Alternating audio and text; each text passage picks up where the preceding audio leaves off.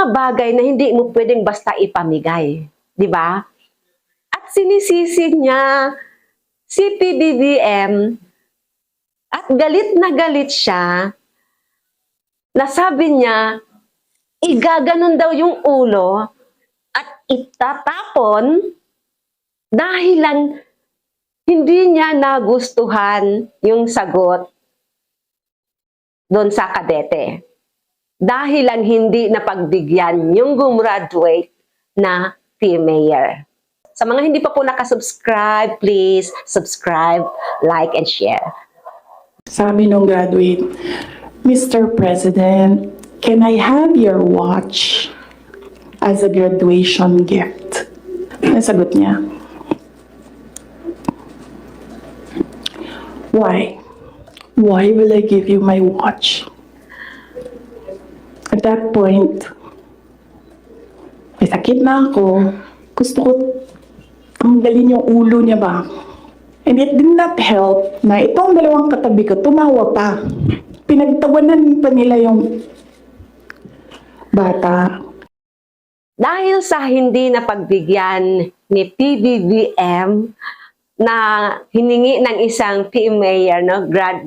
Graduation rights yata yon. Kung ito nga ay tinutukoy niya, kasi naglalabasan sa mga videos ngayon na hiningi ng isang cadet officer or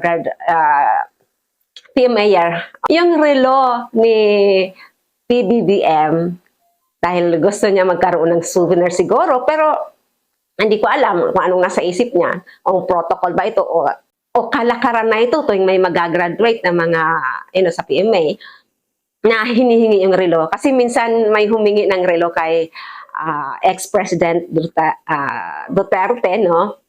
Rodrigo Duterte, hiningi ng isang gumraduate na mayor yung kanyang relo. Ito ay kanyang pinagbigyan. Ibinigay.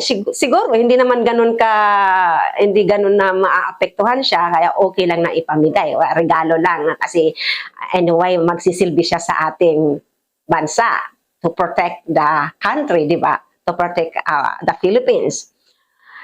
Ibinigay niya yung kanyang relo. And now this time, galit na galit si Sara, VP Sara, dahil hindi nagawang tularan ni PBBM yung ginawa ni dating Presidente Duterte, yung relo.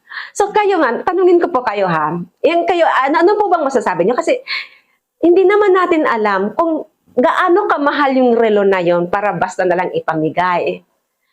Hindi rin natin alam, baka may sentimental value yung relo na yon at walang kapares na presyo at hindi pwedeng mawala sa kanya.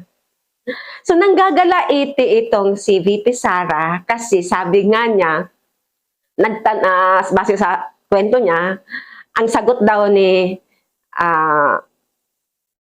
BBM ay, why should I give you my watch? O di ba? Okay lang naman magtanong. Siyempre, nagulat siya siguro doon dahil hindi niya inaasahan na hihingiin yung relo niya na I think very sentimental or very pricey. You know, mahal yung relo niya.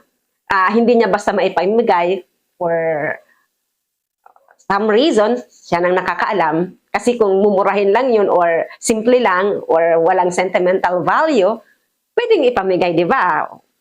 Madali lang naman yun Ibig sabihin, ganun kahalaga yung relo na yun sa kanya, kaya hindi niya basta-basta pwedeng ipamigay o ipangregalo. Diba?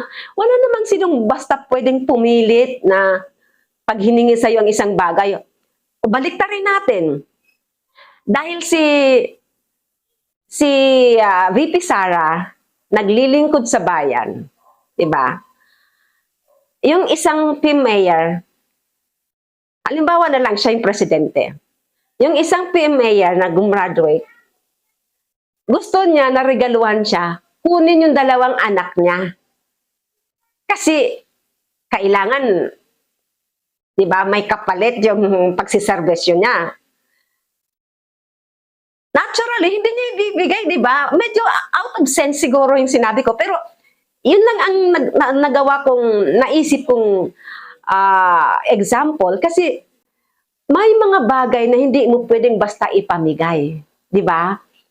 At sinisisi niya si PBBM at galit na galit siya na sabi niya, igaganon daw yung ulo at itatapon dahil lang hindi niya nagustuhan yung sagot doon sa kadete.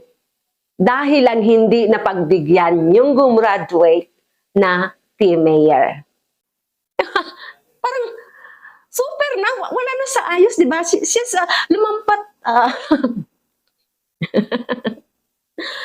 lumampas na siya sa limit of, what is proper. Talagang gusto niyang magdesisyon para kay Marcos. Gusto niyang magdesisyon para kay President Bongbong. So, gusto niya, kung ano yung gusto niya, dapat magawa ng isa. Diba? It shows here na ang gusto niya, siyang masusunod. Na dapat lahat ng ginagawa ng mga kasama niya, katanggap-tanggap sa kanya, at dapat umaayon sa kung anong naiisip niya. Pero baliktarin na naman natin ulit. Di ba? Yung ginagawa niya, katanggap-tanggap ba yan? Nagwawala siya dahil hindi niya nagustuhan yung naging reaction ni Bongbong doon sa paghingi ng relo. At gusto na niyang iganon. Ganon. Di ba? At tapon daw.